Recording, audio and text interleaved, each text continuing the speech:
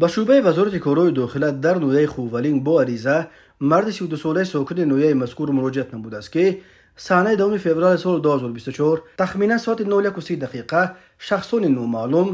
ба воситаи шикастани бонки нуқтаи иттилоотии Душанбеи Сити воқеъ дар бозори маркази ноҳияи мазкур вориди он шуда, аз он ҷо 600 сомонӣ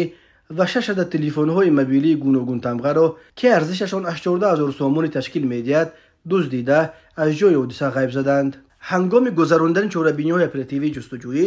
аз ҷониби кормандони милитсия муайян карда шуд ки ҷинояти мазкурро марди 34 солаи сокини ҳамин ноҳия содир намудааст. оид ба ин ҳодисаҳо тафтишот идома дорад. ҳангоми омӯзиши парвандаи ҷиноятӣ бо моддаи 248 қисми 2 кодекси ҷиноятии ҷумҳурии Тоҷикистон нисбати марди 33 солаи сокини ноҳияи Бобоҷон Ғафуров муайян карда шуд ки гумонбаршаванда саҳнаи 20 феврали соли 2024 дар ҳолати мастӣ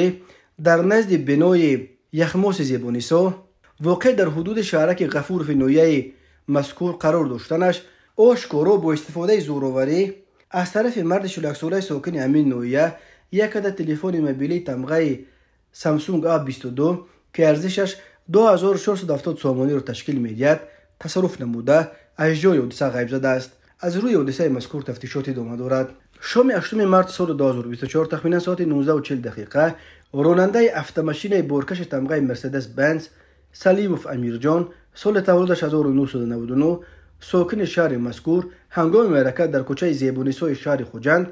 аз уйдаи идораи воситаи нақлиёташ набаромада пиёдагарди ноболиғ Насруллоев Муҳаммадҷон соли таваллудаш 2014 сокини ҳамин шаҳрро пахш намудааст. дар натиҷа ноболиғ Насруллоев ҷароҳатҳои ҷисмонӣ бардошта дар ҷои ҳодиса ба ҳалокат расидааст. аз рӯи ҳодисаи мазкур таҳқиқот идома дорад. зимни баргузор намудани чорабиниҳои оперативии ҷустуҷӯӣ аз ҷониби кормандони милитсия муайян карда шуд ки зани 43 солаи сокини ноҳияи Ҷабор Расулов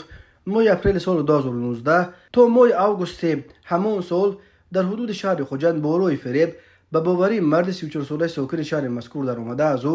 660 000 сомониро гирифта, аз ин 180 000 сомониашро баргардонида, боқимонда 480 000 сомониашро то ҳол барнагардонидааст. инчунин ҳангоми гузарондани чорабиниҳои оперативии ҷустуҷӯӣ аз ҷониби кормандони милитсия марди 37 солаи сокини шаҳри Хуҷанд бо гумони содир намудани кирдори қаллобӣ дастгир карда шуд. гумонбаршаванда моҳи ноябри соли 2023 дар ҳудуди ноҳияи Ҷабор Расулов бо роҳи фереб ба боварии марди 36 солаи сокини ҳамин ноҳия даромада аз ӯ 2 адад воситаҳои нақлиёти тамғаи BMW ва Lexus ки арзиши умумиашон 535 000 сомониро ташкил медиҳад гирифта, ба шахсони номаълум фурӯхта, 215 000 сомониро дода, боқимонда 320 000 сомониашро то ҳол барнагардонидааст. ҳамчунин гумонбаршаванда бо ҳамин роҳ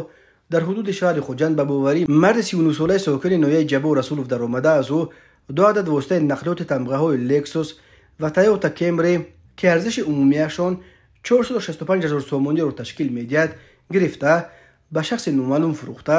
35 000 сомониро дода, боқимонда 430 000 сомониашро то ҳол барнагардонидааст. ҳамин тариқ гумонбаршаванда бо ҳамин роҳ дар ҳудуди шаҳри Хуҷанд ба боварии ҷавони 24 солаи сокини шаҳри мазкур даромада аз ӯ бо баҳонаи фурӯхта додани 2 адад воситаи нақлиёт тамғаҳои Land Cruiser Prado ва BMW арзиши умумиашон 569 000 сомониро ташкил медиҳад гирифта, ба шахси номаълум фурӯхта, аз ин 156 000 сомониро дода, боқимонда маблағро то ҳол барнагардонидааст. нисбат ба гумонбаршаванда бо моддаи 247 қисми 3 кодекси ҷиноятии ҷумҳурии Тоҷикистон парвандаи ҷиноятӣ оғоз карда шуда тафтишот идома дорад.